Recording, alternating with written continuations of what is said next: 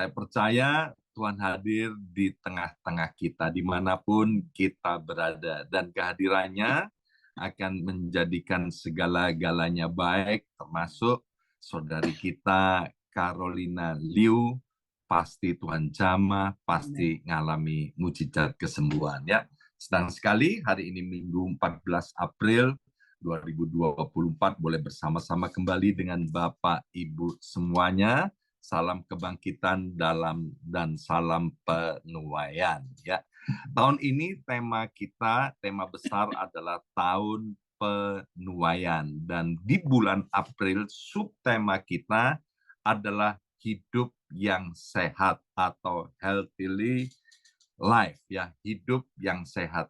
Hidup yang sehat itu penting Bapak Ibu sekalian, sebab kalau hidupnya nggak sehat, tuaian itu datang, maka sia-sia Bapak Ibu sekalian, kita tidak bisa menikmati kita tidak bisa menikmati yang namanya tuaian itu, ya.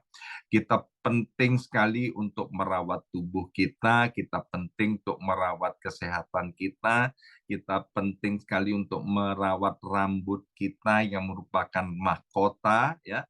Kita penting untuk merawat kulit kita supaya halus mulus, bahkan kalau sampai lalat mencolok itu pun bisa terpeleset, ya.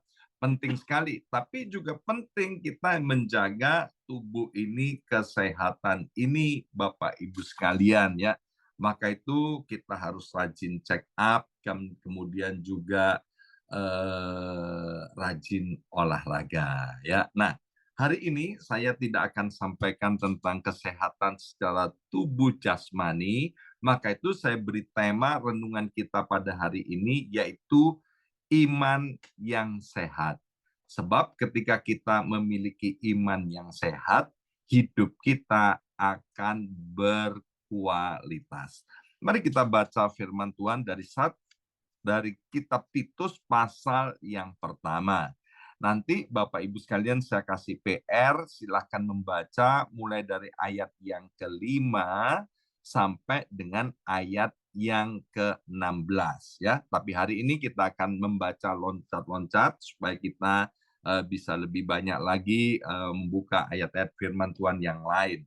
Nah, Titus pasal pertama ayat yang ke-12 dan 13 demikian bunyinya, seorang dari kalangan mereka, nabi mereka sendiri, pernah berkata, dasar orang Kreta, pembohong, binatang buas, pelahap yang malas. Ya, sampai di sini dulu Bapak Ibu sekalian.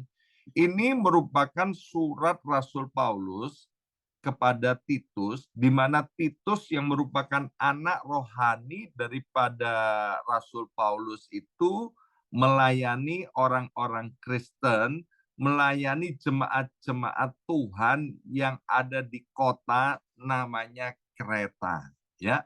Nah, didapati di sana ternyata jemaat-jemaat Tuhan yang ada di Kreta itu mereka dikenal sebagai pembohong, binatang buas, pelahap yang malas. Kenapa orang-orang Kreta mendapat julukan di sini Bapak Ibu sekalian?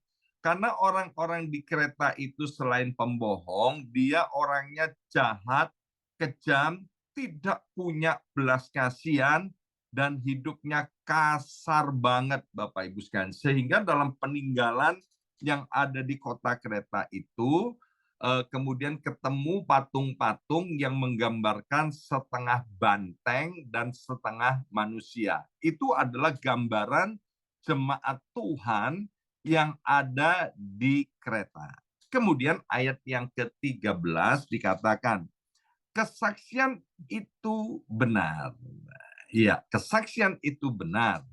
Karena itu, tegurlah mereka dengan tegas supaya mereka menjadi sehat dalam iman, ya.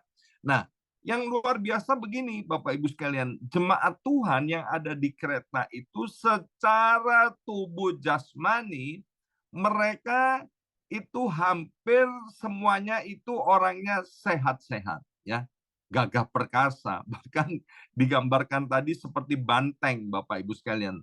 Tapi sayang sekali iman mereka itu tidak sehat. Sekali lagi, jemaat Tuhan yang ada di kereta itu ternyata imannya tidak sehat. Ayat 16, mereka mengaku mengenal Allah. Tetapi dengan perbuatan mereka, mereka menyangkal Dia. Mereka keji dan durhaka dan tidak sanggup berbuat sesuatu yang baik. Wow, ngeri banget Bapak Ibu sekalian ya, gambaran daripada jemaat Tuhan yang ada di kota Kreta itu. Ya, tuaian itu tidak akan menjadi sia-sia bila mana kita memiliki iman yang sehat. Ya, tubuh itu sehat bagus sekali, ya, tapi diimbangi, dibarengi dengan iman yang sehat.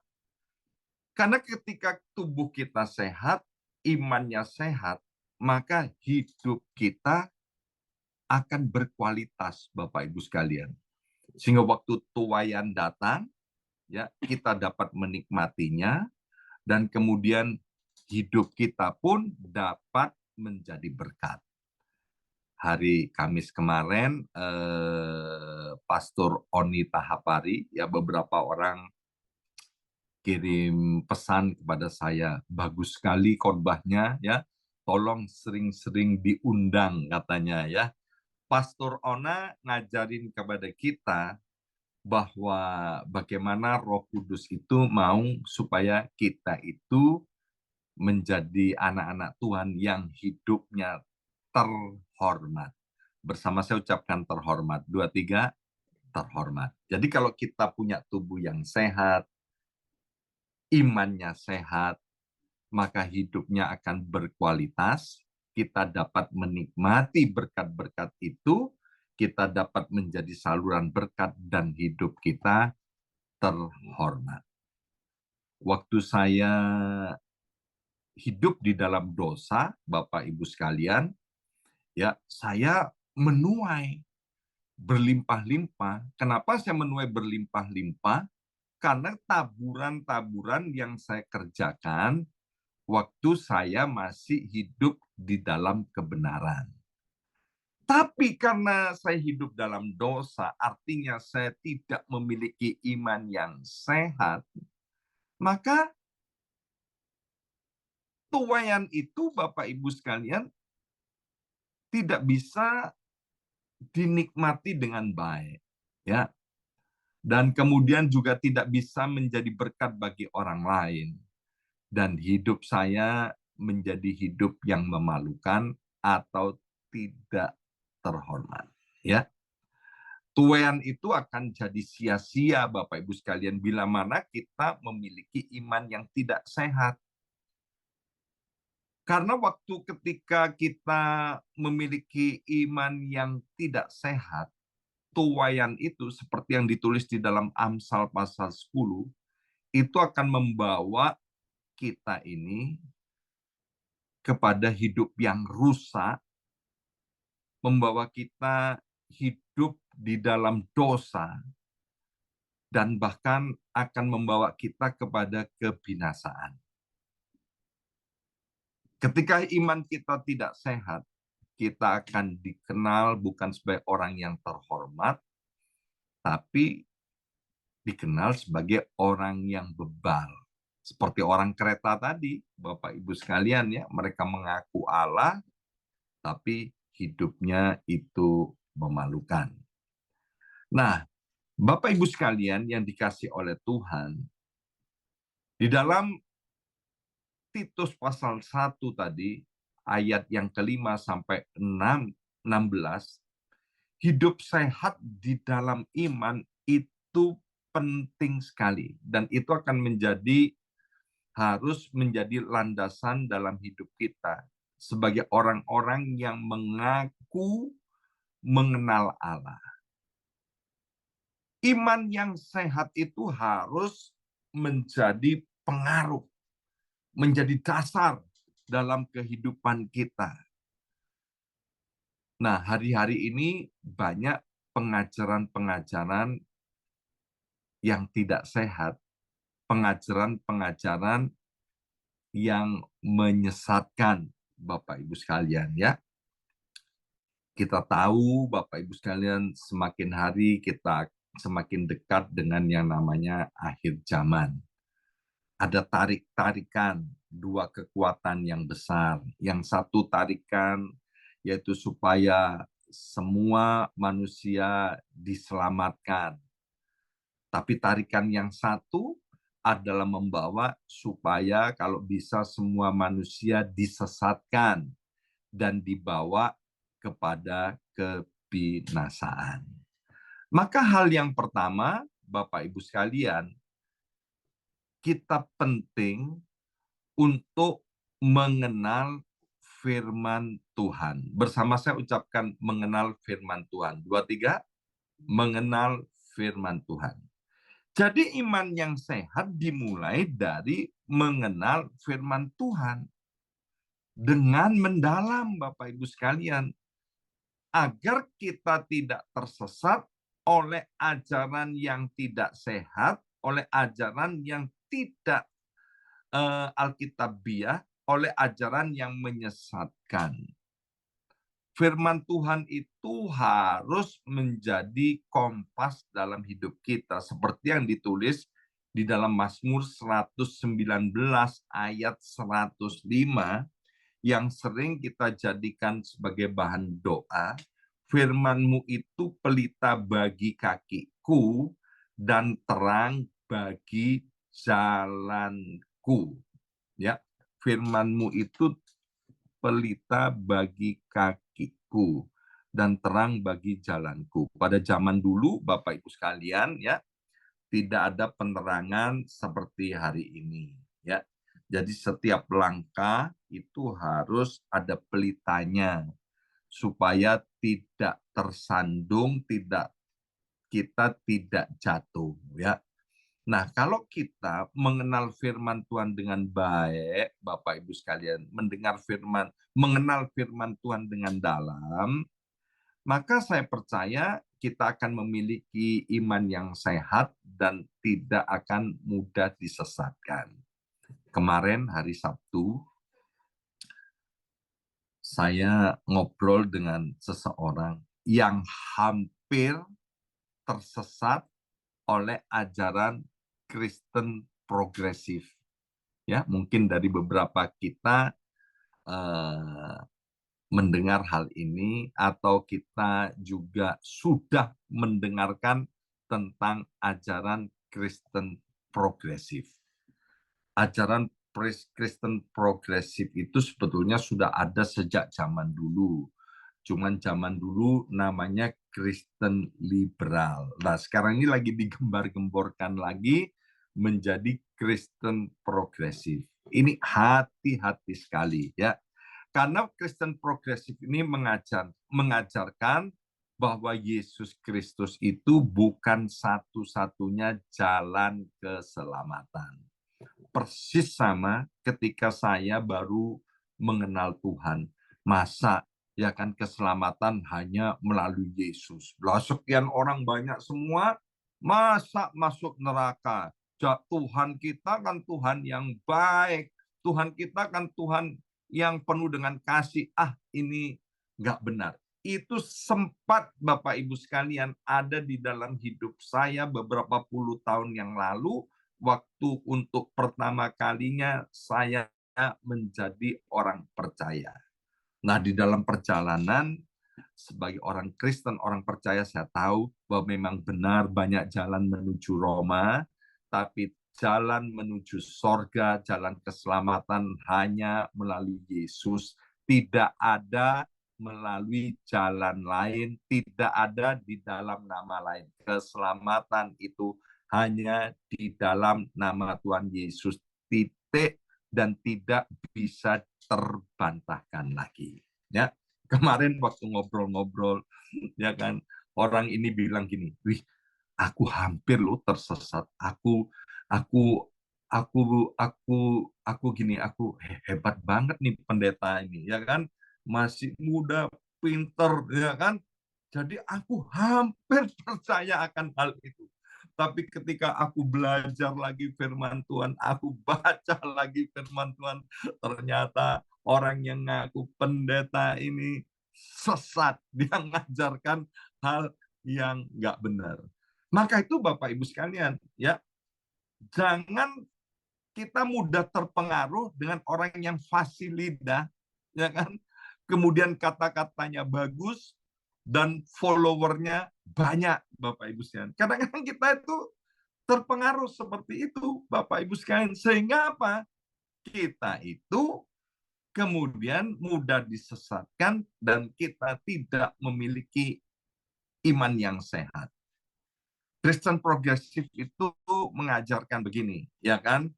Bahwa Alkitab itu banyak salahnya, ya kan?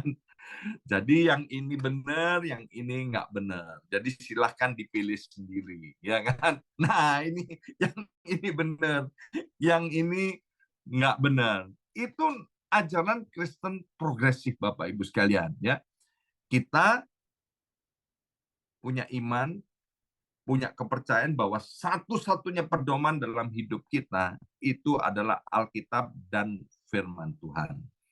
Kristen progresif mengajarkan tentang hidup toleransi, ya, dan salah satunya yaitu melalui satu ajaran yang terkenal yaitu kasih. Kalau beberapa tahun yang lalu kan ada yang namanya hyper grace, ya kan? Hyper grace, ya, kasih yang berkelebihan itu, ya. Jadi meskipun berbuat dosa nggak apa-apa, kan kita udah percaya kepada Tuhan. Sekali percaya kepada Yesus, sekali selamat akan selamat untuk selama-lamanya. Wih, ini kalau kita nggak ngerti akan Alkitab, Bapak Ibu sekalian, kita nggak mengenal firman Tuhan dengan sungguh-sungguh, akhirnya iman kita tidak menjadi sehat. Ya, di dalam kitab Kejadian, Bapak Ibu sekalian, ya, kalau masih ingat Kejadian pasal 2, Kejadian pasal 3, ya, bagaimana waktu ular itu berkata kepada Hawa, ya. Ular bilang gini, Hawa, tentu Tuhan berfirman, semua pohon dalam taman ini jangan kamu makan buahnya, ya. Nah, seringkali Bapak Ibu sekalian kalau udah ngomong firman Tuhan, kadang-kadang kita terus jadi bingung. Iya kan? Jadi bingung sehingga kemudian kita mulai ragu-ragu. Maka itu Bapak Ibu sekalian, ketika kita jadi bingung, kita ragu-ragu, saran saya back to Bible, ya kan? Buka Alkitab, baca lagi, kemudian ayat firman Tuhan itu harus kemudian didukung oleh firman Tuhan yang lain. Firman Tuhan jangan didukung oleh nubuatan, jangan didukung oleh pengalaman, ya. Tapi firman Tuhan harus dikompar dengan firman Tuhan. Supaya apa? Supaya kita tidak tersesat, ya. Saya mau cerita ada seorang di Jerman namanya Dietrich Bonhoeffer, ya. Dia adalah pria Jerman, Bapak Ibu sekalian. Dia orang yang cinta Tuhan, dan kemudian saking cintanya kepada Tuhan, dia mengenal firman Tuhan, dia belajar banyak firman Tuhan. Waktu itu Jerman dikuasai oleh Nazi. Sehingga kemudian pria ini ditangkap, Bapak Ibu sekalian, dimasukkan ke penjara. Kenapa? Karena Dietrich Bonhoeffer ini yang pertama, dia tidak setuju dengan apa yang dilakukan oleh Nazi itu, yaitu membunuh 6 juta orang itu, Bapak Ibu sekalian, ya. Ini tidak sesuai dengan ajaran Kristen. Yang kedua, kemudian Nazi itu membuat salib itu jadi bahan tertawaan dan salib itu dipatahkan sehingga keluarlah simbol Nazi itu, Bapak Ibu sekalian, ya. Nazi itu, ya. jadi salib yang dipatahkan.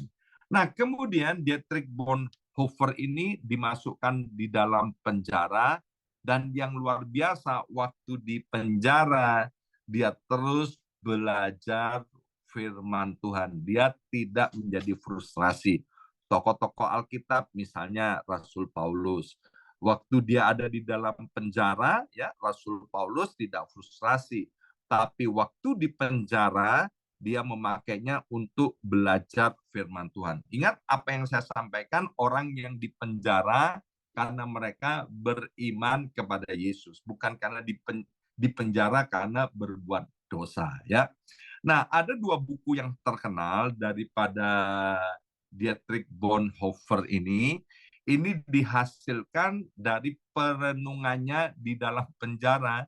Jadi di dalam penjara dia memperdalam firman Tuhan, dan kemudian dia mengalami Tuhan dan dia menulis buku. Yang pertama, The Cost of Discipleship. Buku ini membahas tentang arti yang sebenarnya dari menjadi seorang murid Yesus dan menekankan pentingnya mengikuti Kristus dengan sepenuh hati, termasuk menghadapi berbagai tantangan dan kesulitan.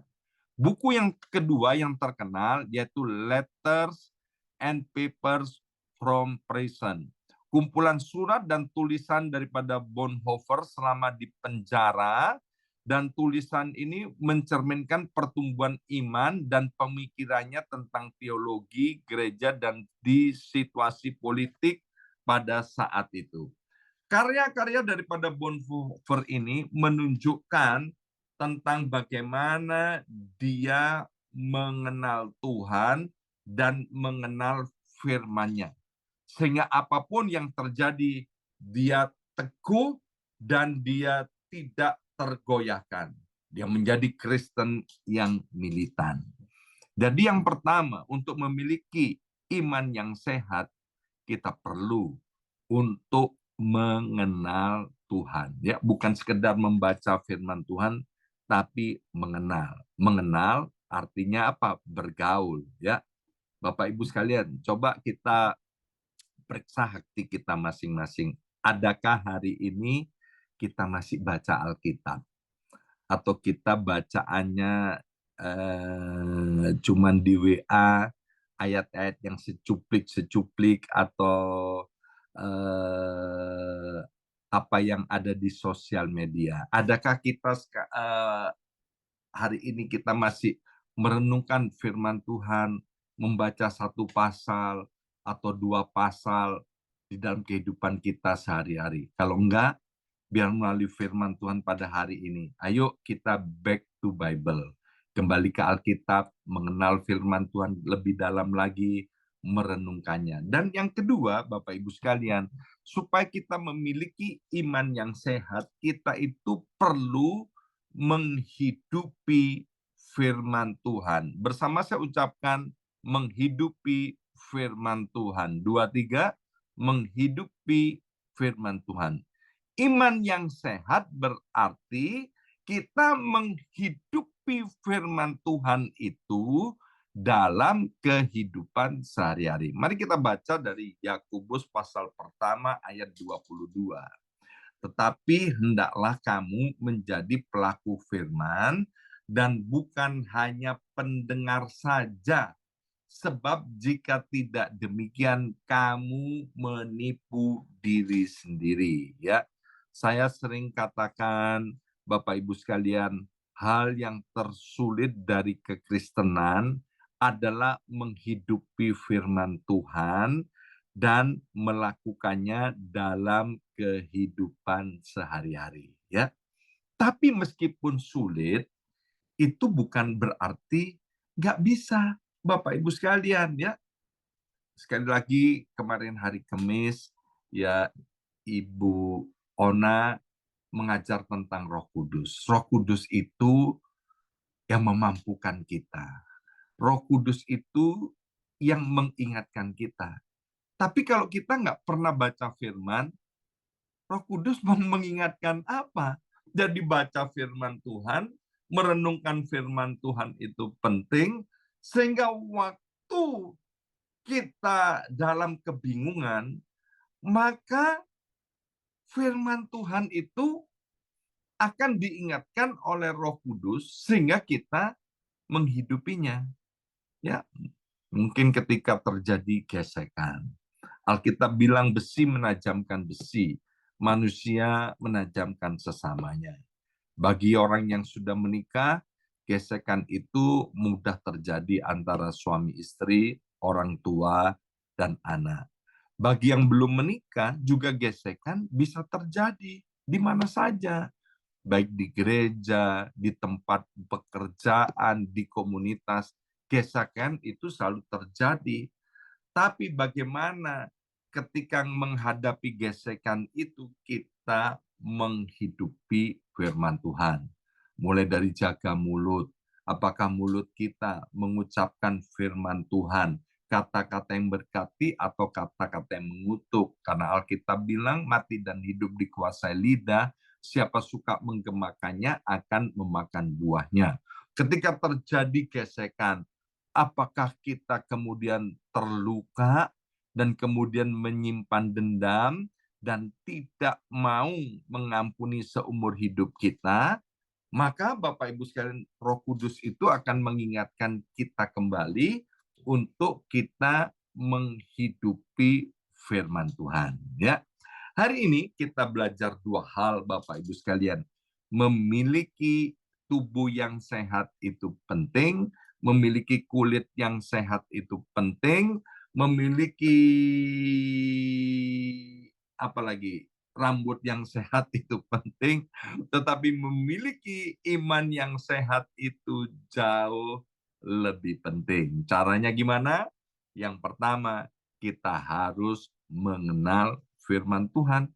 Tak kenal maka tak sayang. Caranya mengenal gimana? Ya bergaul, gali firman Tuhan setiap hari. Renungkan, jangan malas-malas membaca Alkitab. Kalau enggak kita memiliki iman yang tidak sehat dan kita mudah disesatkan. Yang kedua, dengan kemampuan dan pertolongan daripada Roh Kudus itu akan menolong kita untuk mengingatkan firman Tuhan, dan Roh Kudus itu menolong kita untuk memampukan kita menghidupi dan melakukannya dalam kehidupan sehari-hari. Caranya gimana untuk melakukan dan menghidupi firman Tuhan? Ya memang daging ini harus disalibkan, Bapak Ibu sekalian. Ketika kita mau menyalibkan daging kita dan kita tunduk kepada Roh Kudus, maka disitulah kita mampu mempraktekkan firman Tuhan, mempraktekannya kepada pasangan hidup kita, melakukannya kepada orang tua kita, kepada anak-anak kita, kepada komunitas kita, bahkan dimanapun kita berada. Ya, baik Bapak Ibu sekalian, sebelum kita berdoa nanti sore, kita akan dilayani oleh ada teman saya dari Indonesia sedang berlibur dan datang ke New York ini. Teman saya ini adalah direktur pengajaran dari Full Gospel Businessman Fellowship Internasional, namanya Vincent Wijaya. Dia adalah seorang pengusaha yang cinta Tuhan, dan sore ini bersama keluarganya dia akan hadir di gereja dan kemudian akan berbagi dengan kita akan kebenaran firman Tuhan. Mari kita berdoa, materaikan kebenaran firman Tuhan ini, ya Aba ya Bapa, Engkau tolong setiap kami untuk kami memiliki iman yang sehat sehingga hidup kami berkualitas dan menjadi berkat bagi banyak orang lain.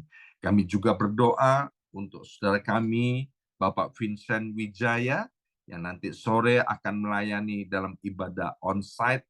Tuhan anugerahkan hikmat pewahyuan daripada sorga. Kami juga berdoa untuk setiap anak-anak-Mu yang sudah melayani dan mempersembahkan ibadah online ini. Kami percaya apa yang dikerjakan tidak akan pernah sia-sia. Dan dimanapun anak-anak-Mu berada di dalam ibadah online ini, kami berdoa biar setiap kami memiliki iman yang sehat di dalam Yesus Kristus Tuhan. Terima kasih Bapak. Mari selangkah kedua belah tangan kita, arahkan wajah kita ke sorga dan terima dengan iman berkat dan rahmat dari Allah Bapa di dalam nama Yesus dan persekutuan yang manis dengan Roh Kudus-Nya. Tuhan memberkati kita berlimpah-limpah sehingga tahun 2024 ini kita mengalami tuaian yang hebat, tuaian yang besar, tuaian yang mempermuliakan nama Tuhan.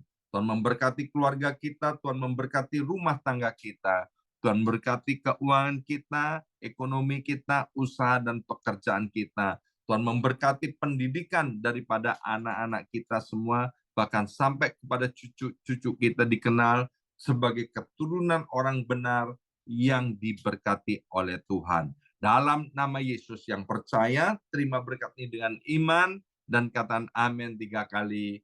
Amin, amin, amin.